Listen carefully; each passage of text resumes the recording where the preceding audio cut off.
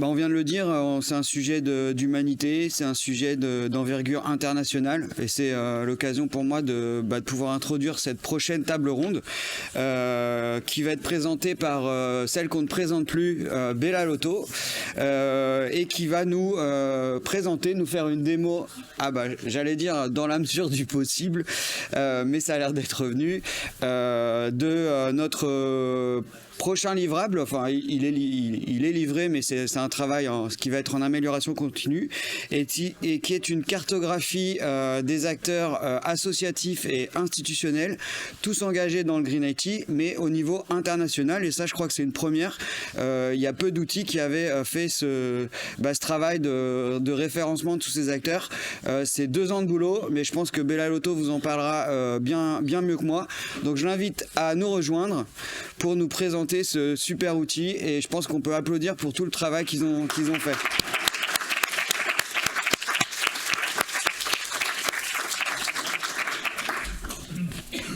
Voilà.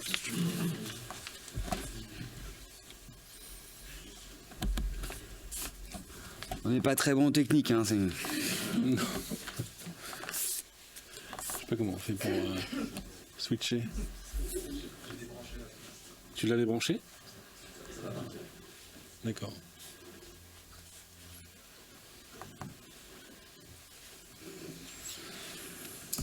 Donc on est déjà plus en avance, hein, inutile de le rappeler.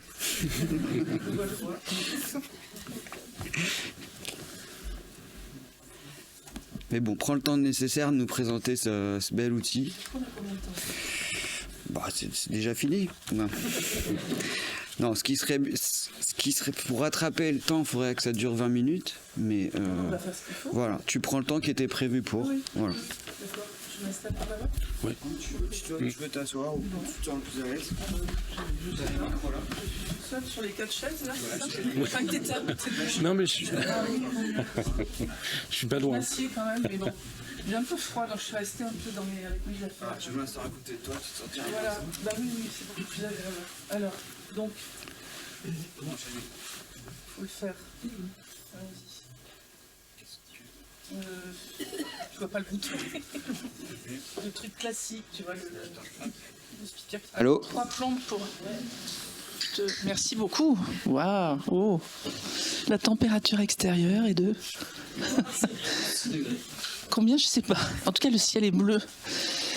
Bonjour à tous, à toutes. Merci beaucoup de m'accueillir, la gîte préférée de tous. Je suis ravie, d'autant plus que, en fait, je suis contente quand un travail se finit, ou en tout cas voit un peu le jour, comme tout le monde. Alors, je vais tenter de vous dire un peu d'où ça vient. Peut-être que certaines d'entre vous sont bien au courant, évidemment, mais j'imagine que d'autres non. Donc voilà, je suis là pour ça aussi. L'idée, c'est d'expliquer pourquoi, et ensuite un peu comment ça se passe et comment ça va se présenter à vous quand le site sera... définitivement en ligne.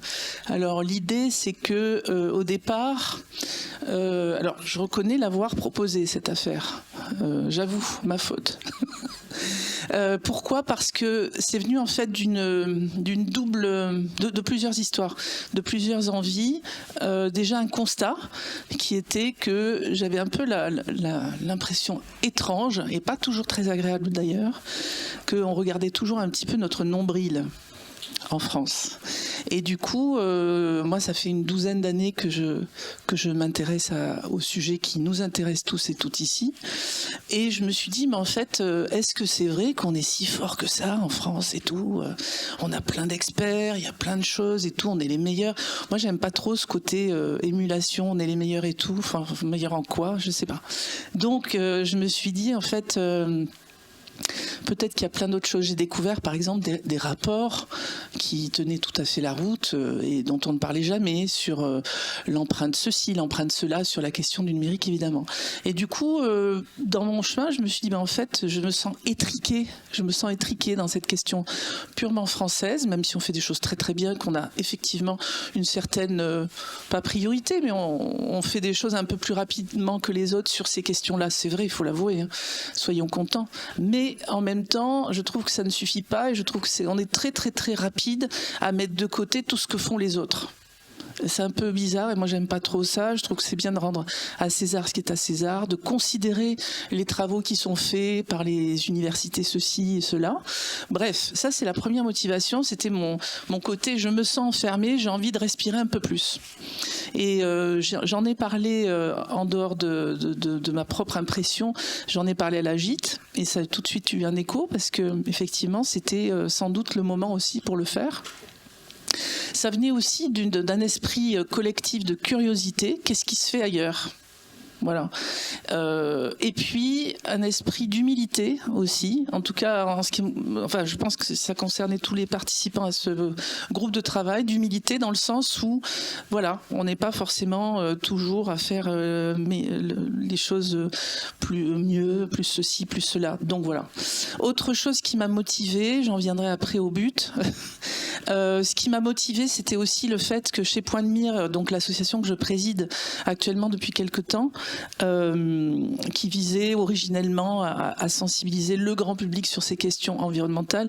On a très très rapidement ajouté et humain, l'impact et humain qui est totalement oublié la plupart du temps et qui malheureusement, moi, me soucie plus que l'environnement désormais. Donc numérique et droits humains, ça va vraiment pas du tout ensemble. Alors ça va ensemble quand ils sont bafoués, mais quand ils sont respectés, ça va pas ensemble. Et du coup, cet ailleurs m'intéressait aussi, donc on s'est intéressé à tout ce qui était loin des yeux, loin du cœur finalement. Voilà. Donc tout ça, ça a permis non pas de boucler une boucle, mais ça nous a permis d'aller voir ailleurs ce qu'il se passe. Voilà. Alors d'une manière très modeste pour le moment, on va vous dire un petit peu quels sont les pays en jeu, enfin ce qu'on a pu voir un petit peu. Alors je peux vous dire aussi une chose avant de vous donner les noms, enfin vous donner une idée du volume de pays, donc de ce fameux ailleurs. Je voulais aussi préciser une chose qui est très importante, c'est qu'on n'est pas allé faire notre marché, on est allé chercher des alliés, c'est un peu différent. Donc c'est pas du tout une vue marketing, genre annuaire avec tous les acteurs lucratifs et compagnie. Moi c'est pas du tout mon truc. Moi je recherche à titre personnel la question d'intérêt général. C'est ce qui me motive et je pense que c'est ce qui motivait dans un premier temps la GIT. J'espère ne pas trahir l'esprit profond et les autres membres du groupe de travail. On a longuement, on a beaucoup réfléchi sur cette affaire pour se dire tiens, est-ce qu'on regarde tout ou est-ce qu'on regarde juste la partie secteur public et puis université, etc. Et puis toute la recherche, etc. Et puis la partie associative, coopérative, l'équivalent de ce qu'on pourrait appeler l'économie sociale et solidaire, sachant qu'il y a une économie assez majoritaire qui est ni solidaire ni sociale. Sinon, ça existerait ce nom-là. Du coup, la question est qu'on a décidé de finalement ne pas intégrer pour le moment, peut-être que ça viendra, on verra, mais pour le moment on n'a pas intégré d'acteurs privés au sens qui cherchant un profit, c'est tout à fait leur droit, mais l'idée c'était pas ça. Voilà. Donc plutôt l'intérêt général et plutôt le collectif et voilà. Donc des alliés dans le sens où ça sera absolument formidable de pouvoir échanger avec des gens du Brésil, des gens de Chine, parce qu'il y a des structures en Chine qui sont très intéressantes, notamment au regard des droits humains, pouvoir échanger avec beaucoup de pays en Europe. Donc grosso modo, alors j'ai noté parce que j'ai pas tout par cœur. La Carto, par exemple, alors il y a la France aussi, évidemment, on ne va pas l'oublier, c'est pas parce qu'on l'a rejetée un tout petit peu en pensant à ailleurs qu'on allait la mettre de côté définitivement. Au contraire, on a beaucoup de choses, comme vous le savez. Donc actuellement, dans la base que vous allez pouvoir découvrir, on a 118 pays, 118 pays, plus que ça. 118 instances acteurs en France, ça n'étonnera personne, hein. Encore une fois public, etc. et associatif. En Europe, on a pu en compter pour l'instant, hein, parce que nous on est allé grappiller, ça fait 2 ans et demi qu'on travaille là-dessus, c'est pour vous dire, hein. C'est pas facile de trouver de la robustesse dans les données, tout en voilà. 59 en Europe. En Afrique, on en a trouvé pour l'instant. Alors, c'est minable pour le moment. C'est évident qu'il y a beaucoup d'autres gens qui travaillent là-dessus. Mais pour l'instant, on n'en a que 9. Mais c'est toujours ça, de prix. Puis il y en a un qui en amène un autre, etc. Donc, c'est boule de neige. Et puis, en Afrique, 9. Dans les Amériques, comme on dit, 24, sud et nord. En Asie, on a 9 pays aussi. Et puis, des instances multi-pays internationales, au sens... on peut l'entendre... On en a à peu près 10, 11. Voilà. Donc un total de 230 pour le moment, sachant que on a été donc plusieurs personnes à travailler là-dessus. D'ailleurs, je remercie beaucoup tous les membres du groupe, et on s'est réparti la tâche. Donc chacun avait 1, 2, 3 pays et essayait de faire de glaner, de faire sa collecte, de faire sa cueillette au fur et à mesure. Et c'était assez passionnant parce que du coup, comme vous le savez, quand on cherche un truc sur Internet, on trouve 10 trucs et 20 et 30, etc. Donc on essaie de faire un tri après, on ne s'en sort pas, puis on revient en arrière. Donc pour un truc valable, finalement, on passe beaucoup de temps. Et c'était carrément passionnant. Voilà. Donc, grosso modo, d'après Thomas et Talita, donc, qui ont travaillé énormément depuis quelques mois là, sur la mise en forme du site qui va être donc publié, sur la reprise de la base pour faire devenir quelque chose de vivant et de constructif et de collaboratif. Du coup, on a recueilli donc il y a 32 pays sur la base, ce qui est un début. Bon, il y a plus de pays comme ça dans le monde. Je pense qu'il y en a 118, non plus, 138, je crois, je sais plus. Bref, du coup, on en a quand même pas mal. Alors, ce qui se passe, c'est que on peut peut-être regarder un tout petit peu comment on a conçu. C'est une représentation, enfin le site. Alors moi, je crois qu'il faut que je me lève en fait pour. Ouais, à un moment donné, il faut que je me lève. Si tu veux. Ouais, juste parce que sinon je vois rien. Enfin, j'ai plus trop par cœur parce que voilà. Donc c'est un site qui est un peu à l'image aussi de la charte graphique du site de l'Agite lui-même. C'est pour que ça soit un peu cohérent. C'est un site aussi qui est accessible, évidemment, sinon ça serait honteux. Et puis qui est co-conçu, sinon ça serait aussi un peu pas chouette. Donc l'idée c'est qu'on a à la fois une représentation sous forme de carte, et on va avoir aussi une liste d'acteurs. Grosso modo, c'est ce qu'il faut retenir, c'est soit on veut visualiser avec des cartes, et puis ensuite on voit à tel pays, par exemple, tiens, j'ai envie d'aller voir ce qui se passe en Amérique latine, une fois n'est pas coutume. Là on en a 5 pour l'instant, tout n'est pas rentré dans le truc, mais voilà, donc on va aller voir ce qu'il y a au Brésil. Si tu veux, tu peux regarder telle ou telle chose, Thomas. Et voilà, et puis à ce moment-là, on clique sur le petit lien. Alors on a à chaque fois une description de l'institution, ou de l'association, ou de l'université, ou ce que vous voulez, de l'acteur en question. On va avoir donc son site internet, s'il en existe un. Parfois, il n'y en a pas. Sur, par exemple, certaines institutions ou organisations africaines, où il peut y avoir juste un petit truc de réseau social, mais il n'y a pas forcément un site, ça dépend. Voilà. Après, on a effectivement le contact. Et puis on a la date d'entrée de l'information. Et ensuite, ce que vous voyez ici en bas, c'est la question de comment c'est classé. Enfin, comment c'est classé. C'est-à-dire, vous avez d'une part le fait que vous avez ce qu'on appelle des topics, donc des sujets, et puis des catégories. Et ensuite, alors ce qu'on a appelé, il y a un petit picto que moi j'ai. Enfin, on ne le voit pas forcément très bien, mais par exemple, est-ce que c'est une instance publique ou associative, etc. Voilà. Voilà, donc on a croisé un certain nombre de choses. Parfois, une institution comme celle-là, par exemple, peut avoir plusieurs sujets. Donc il n'y a pas que le sujet, elle s'intéresse que par exemple à l'environnement, à l'impact environnemental, elle peut s'intéresser à plein de choses. Voilà. On peut suggérer des changements, mais on va le voir après. Donc ça, c'est quand on a regardé, souvenez-vous, donc à partir d'une carte, hop, le Brésil, ça m'intéresse, je vais voir ce qu'il y a, je clique, etc. Voilà. Si on revient ensuite sur la partie liste des acteurs, on peut avoir donc une liste qui va se figurer comme ça, et qui va, vous allez pouvoir bénéficier évidemment de filtres, parce que sans filtre, on s'en sortirait évidemment pas.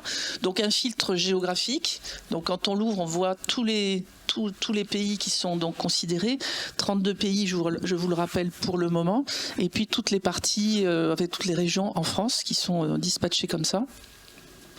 Ensuite, on a effectivement un filtre donc de catégories. Parce qu'on a, ouais, c'est une catégorie, ça s'appelle comme ça, plus ou moins, voilà, de catégories. Donc on le voit, hein, c'est en fait les fameux piliers finalement du développement durable, enfin ce qu'on appelle les 3 P, etc. quoi, en gros.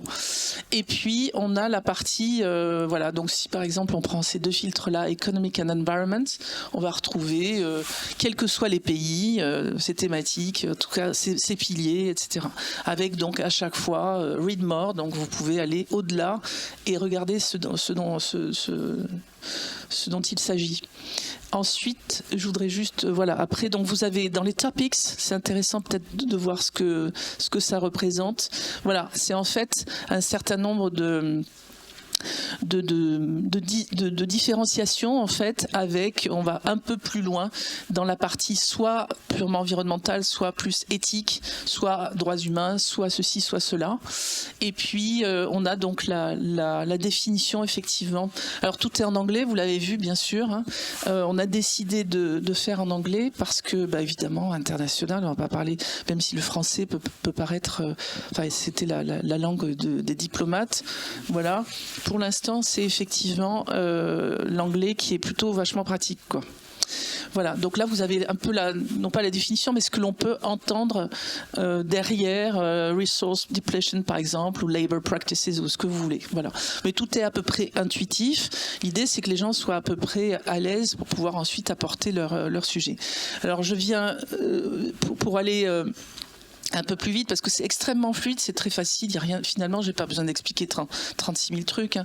La seule chose c'est que l'intérêt évident, c'est que nous on a fait le pré-travail, si vous voulez, on a essayé de rentrer les données, mais l'intérêt c'est que n'importe quel acteur peut effectivement, alors quelqu'un qui serait donc au Pérou par exemple, et qui aurait vent de cette affaire, de ce complot, pourrait rajouter sa structure s'il fait partie de, je sais pas, de l'économie sociale et solidaire du pays, ou si c'est une université qui fait des travaux sur la question impact environnementaux et sociaux et humains, à ce moment-là peut rajouter sa structure.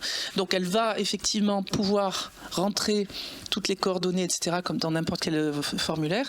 Et ensuite, il y aura une modération, donc ça va être envoyé à l'AGIT, et ensuite il y aura une modération. Alors je voyais avec Tristan tout à l'heure, je posais la question en disant bah, effectivement il va falloir organiser cette modération, parce que bon c'est pas une évidence, on en a beaucoup discuté au sein du groupe, je me souviens il y a déjà 1 an, et en fait c'est vrai que ça sera peut-être séquentiel, hein, c'est-à-dire peut-être tous les 2 ou 3 mois on pourra faire en fonction des gens qui auront postulé, enfin postuler c'est pas le mot, mais disons qui auront souhaité figurer dans cette cartographie. L'idée c'est pas de censurer ni rien du tout, mais c'est pour pouvoir bien vérifier quand même l'existence de cette institution, et puis ne pas mettre n'importe quoi n'importe où. Donc la modération est absolument nécessaire. Je pense qu'on essaiera de le faire en bonne intelligence. Ouais. Et puis il faudra de la disponibilité, quoi. Voilà. Donc peut-être que moi, j'ai plus trop grand-chose à dire. Justement, vous les avez toutes contactées, en fait, ces structures, celles qui sont... Non, on les a pas toutes contactées. Mais c'est la suite. Ouais. Et peut-être que Thomas, tu as envie de compléter, parce qu'alors, donc Thomas, bravo, et Talita, qui est à l'extérieur, c'est dommage, elle n'entend pas, mais on va la remercier tout à l'heure, vraiment chaleureusement. Ils sont vraiment, ils ont fait le travail non seulement de chef de projet, etc., mais aussi les petites mains, les derniers kilomètres, quoi, en gros. Et là, ils sont encore dans les derniers kilomètres. Pour la suite... Merci Bella, oui tout à fait, en fait la carto devait initialement sortir aujourd'hui, mais on a encore quelques petits correctifs à apporter, donc ça sortira d'ici 1 semaine, voire 2 grand maximum, mais on vous tiendra au courant dès que ce sera fait.